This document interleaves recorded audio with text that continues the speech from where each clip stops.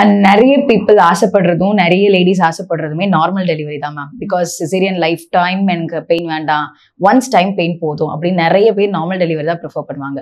But ஆனால் அந்த மாதிரி எல்லாருக்குமே வந்துட்டு அமையாது. பட் நார்மல் டெலிவரி ஆகணும் அப்படின்னா நீங்க இதெல்லாம் ஃபாலோ பண்ணுங்க அப்படின்னு நீங்க என்னெல்லாம் அட்வைஸ் பண்ணுவீங்க அவங்களுக்கு?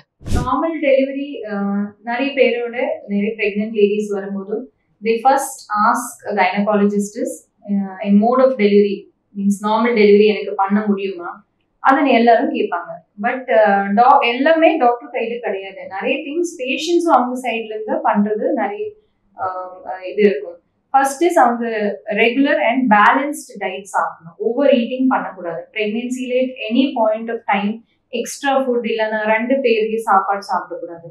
ஸோ நம்ம கல்ச்சர்ல பிரெக்னன்சி தெரிஞ்ச உடனே நிறைய எக்ஸ்ட்ரா ஃபுட் கொடுக்க ஆரம்பிச்சிருவாங்க. ஸ்வீட்ஸ், ரைஸ் 2-3 மடங்கு ரைஸ், பால் 2-3 டைம்ஸ் பால் கொடுக்க ஆரம்பிச்சிருவாங்க. ஸோ அதெல்லாம் பண்ணக்கூடாது. Extra food in the form of fruits, vegetables, nuts கொடுக்கலாம்.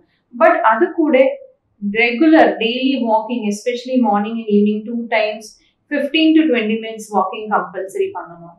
அண்ட் 5ஆம் மாசம் இந்த செகண்ட் ட்ரைமஸ்டர் இந்த exercise mainly squatting, butterfly, cat and camel, lunges, அந்த மாதிரி மேட் எக்ஸசைசஸ் எல்லாம் ஸ்டார்ட் பண்ணியா அது it will help in normal delivery. நிறைய விமன் பிரெக்னென்ட் விமன்ஸ் வந்துட்டு என்னதான் நார்மல் டெலிவரி ப்ரிஃபர் பண்ணாலுமே அந்த பெயினை பேர் பண்ணவே முடியாது.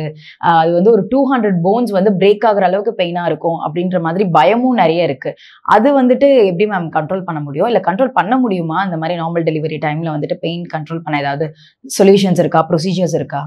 டெலிவரி டைம்ல நிறைய லேடிஸ் பெயின் காரணம் நார்மல் டெலிவரி இப்போ எனக்கு தாங்க முடியாது, எனக்கு சிசேரியன் பண்ணி விடுங்க, அது கேட்க ஆரம்பிச்சிருவாங்க. ஸோ இது ஓவர் கம் பண்றதுக்கு ஃபர்ஸ்ட்ல இருந்து பிரெக்னன்சி ஸ்டார்டிங்ல இருந்து அவங்களுக்கு கொஞ்சம் கவுன்சிலிங் கொடுக்கணும்.